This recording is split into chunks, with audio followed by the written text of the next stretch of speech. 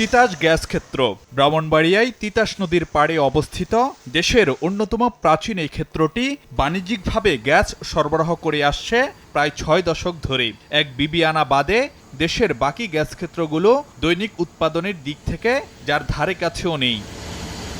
তবে জ্বালানি খাতের জন্য শঙ্কা জাগানিয়া বিষয় হলো, একদিকে সাম্প্রতিক বছরগুলোতে বড় আধারের দেখা নেই, অন্যদিকে তিতাসের মতো নির্ভরযোগ্য উৎসেও উৎপাদন কমছে ধারাবাহিকভাবে। ৫ বছর আগে যেখান থেকে দৈনিক মিলত ৪০০ থেকে ৪৫০ মিলিয়ন ঘনফুট গ্যাস, সেটি এখন নেমে এসেছে ৩০০ মিলিয়ন ঘনফুটের ঘরে। এরই মধ্যে ফুরিয়ে গেছে তিতাসের উত্তোলনযোগ্য মজুদের প্রায় ৮০% গ্যাস। বিবিয়ানার পর দেশের গ্যাস ক্ষেত্রগুলোর মধ্যে সবচেয়ে বেশি জ্বালানি পাওয়া যায় এই তিতাস গ্যাস ক্ষেত্র থেকে। কিন্তু আশঙ্কার বিষয় হচ্ছে, অত্যন্ত নির্ভরতার এই কেন্দ্রটির উৎপাদনও কমে আসছে দিন দিন, যা দেশের জ্বালানি খাতের জন্য বড় ধরনের সতর্কবার্তা বলে মনে করেন বিশেষজ্ঞরা।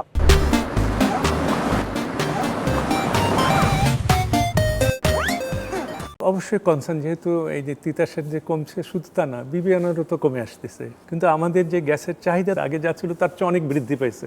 এতদিন ধরে আমরা ওখান থেকে প্রডিউস করছি, একটা ফিল্ডে কতদিন গ্যাস থাকবে এটা তো শেষ হবেই।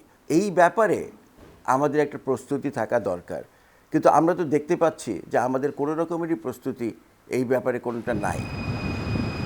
পরিস্থিতি সামাল দিতে স্থলভাগে দেশের প্রথম গভীর অনুসন্ধান কূপ খনন করা হচ্ছে তিতাস ৩১-এ, যেখানে ২ ট্রিলিয়ন ঘনফুট গ্যাসের সম্ভাব্য মজুদ থাকতে পারে বলে ধারণা করা হচ্ছে। নতুন নতুন কূপ খননের এই ধারা অব্যাহত রাখার কথা বলছে কর্তৃপক্ষ।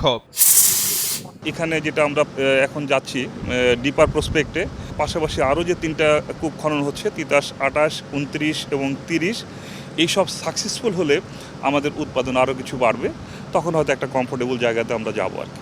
গ্যাসের মজুদ কমার বিপরীতে নতুন ক্ষেত্র অনুসন্ধানে দেশজুড়ে জোরালো কার্যক্রম চালানোর তাগিদ দিচ্ছেন বিশ্লেষকরা।